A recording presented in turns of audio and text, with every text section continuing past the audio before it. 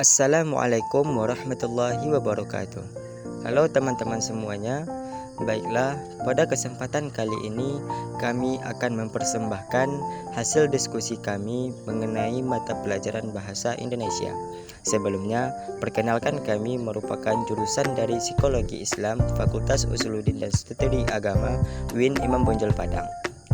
Nah, sebelum itu izinkan kami untuk memperkenalkan nama dari kelompok kami. Kami berasal dari kelompok 4 yang beranggotakan Sirfan Akila S, Selvia Apriliani, Rapida Pulungan, dan Hanifah Amania. Namun, sebelum kita memasuki materi, ada baiknya kita membacakan basmalah. Bismillahirrahmanirrahim.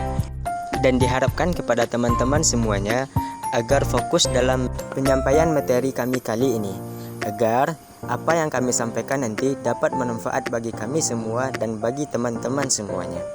Baiklah, untuk tidak memperpanjangkan kata-kata lagi, langsung saja kita masuki materi yang akan kita bahas pada kali ini. Sesuai dengan silabus Bahasa Indonesia semester 1 Psikologi Islam UIN Imam Bonjol Padang, yaitu Sejarah, Fungsi, dan Kedudukan Bahasa Indonesia. Asal mula Bahasa Indonesia. Bahasa Indonesia adalah bahasa resmi Negara Kesatuan Republik Indonesia dan bahasa Persatuan Bangsa Indonesia.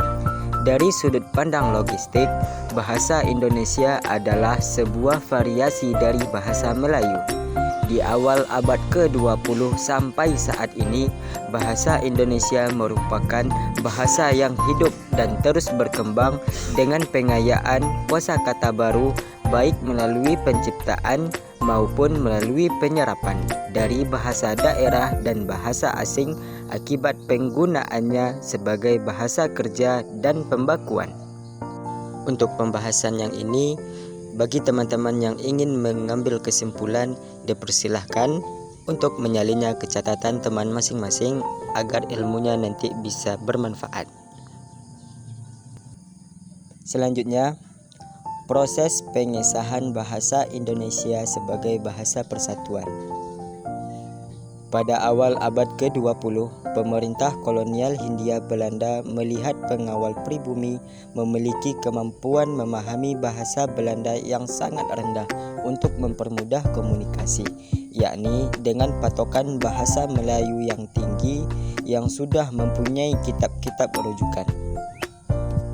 Sarjana Belanda mulai membuat standarisasi bahasa dengan menyebarkan bahasa Melayu yang mengadopsi ejaan Van Opsien dari Kitab Logat Melayu pada tahun 1908. Dan melalui proses yang panjang, akhirnya sehari setelah Hari Kemerdekaan ditandatangani Undang-Undang Dasar 1945, bahasa Indonesia resmi menjadi bahasa negara.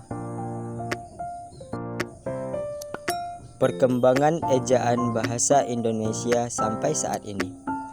Tata cara atau aturan untuk menulis sebuah bahasa merupakan pengertian dari ejaan, baik penulisan kata, penulisan kalimat, lambang bunyi maupun penggunaan tanda baca. A. Ejaan Republik. Ejaan Republik merupakan hasil penyederhanaan ejaan Van Opsien. Ejaan ini mulai berlaku pada 19 Maret 1947 yang diajarkan oleh Mr. Suwandi. Contoh, dalam ejaan Van Opsien dan ejaan Republik.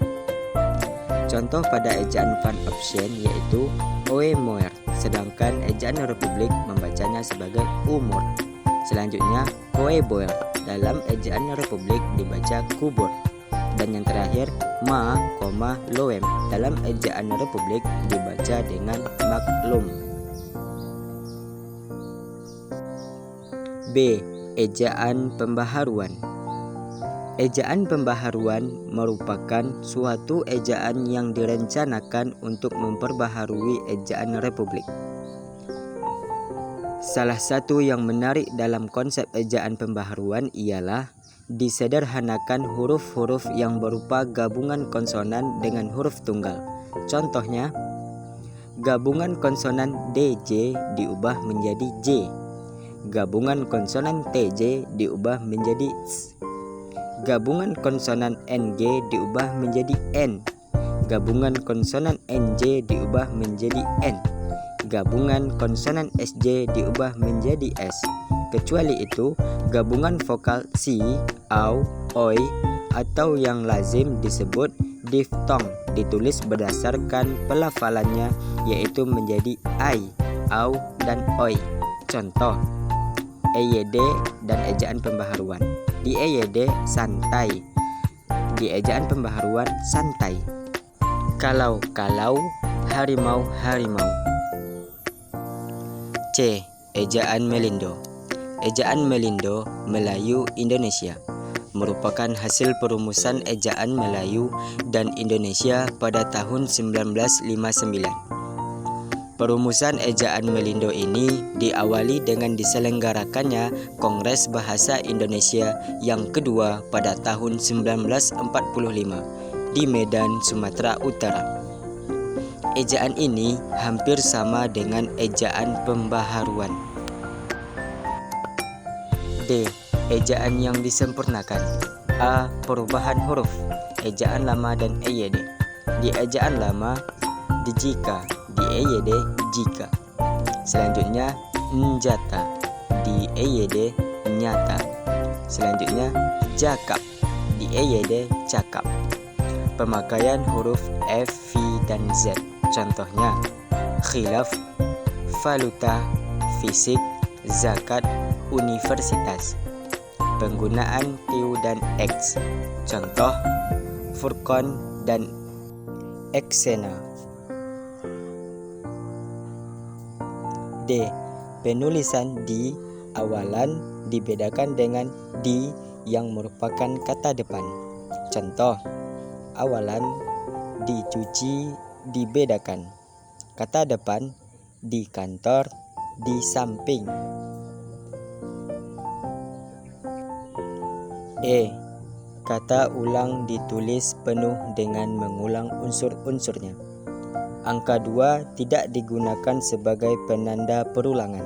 Misalnya, anak-anak, bukan anak dengan angka 2. Bersalam-salaman, bukan bersalam dengan angka 2 dan ditambah an. E. Pedoman Umum Ejaan Bahasa Indonesia atau PUEBI. Penambahan huruf vokal diftong, misalnya kata gelser, kata survei. Penggunaan huruf kapital digunakan untuk menulis unsur julukan diawali dengan huruf kapital atau besar. Penggunaan huruf tebal digunakan sebagai penulisan judul buku, bab, dan semacamnya. F. Ejaan Bahasa Indonesia EYD. Penambahan kaidah baru yaitu penambahan gabungan huruf vokal yang disebut monoftong.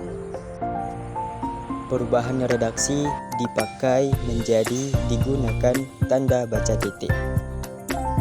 Pemindahan kaidah yaitu tentang penulisan unsur serapan berupa imbuhan yang semula ada di PUEBI atau diatur dalam ejaan, dipindah ke pedoman umum pembentukan istilah PUPI. Perubahan contoh yaitu penambahan dan pergantian contoh pada kaidah penulisan unsur serapan. Nah, mungkin sekian penjelasan dari kelompok kami. Kami mohon maaf atas semua kekurangan-kekurangan dan kesalahan-kesalahan kata dan kesalahan-kesalahan penyampaian. Bagi teman-teman yang ingin berkomentar, dipersilahkan berkomentar dan menyampaikan pendapat masing-masing sesuai dengan materi yang kami sampaikan. Karena sejatinya semua kebenaran itu hanya datang dari Allah Subhanahu wa Ta'ala dan semua kesalahan datangnya dari kita. Maka dari itu, mudah-mudahan apa yang kita pelajari pada kali ini bermanfaat bagi kami, terutama bagi teman-teman semuanya. Terima kasih kami ucapkan bagi teman-teman semuanya karena telah bersedia mendengarkan dan menyimak pembahasan kami. Kami tutup materi kita kali ini dengan membacakan hamdalah. Alhamdulillahirabbil alamin. Assalamualaikum warahmatullahi wabarakatuh.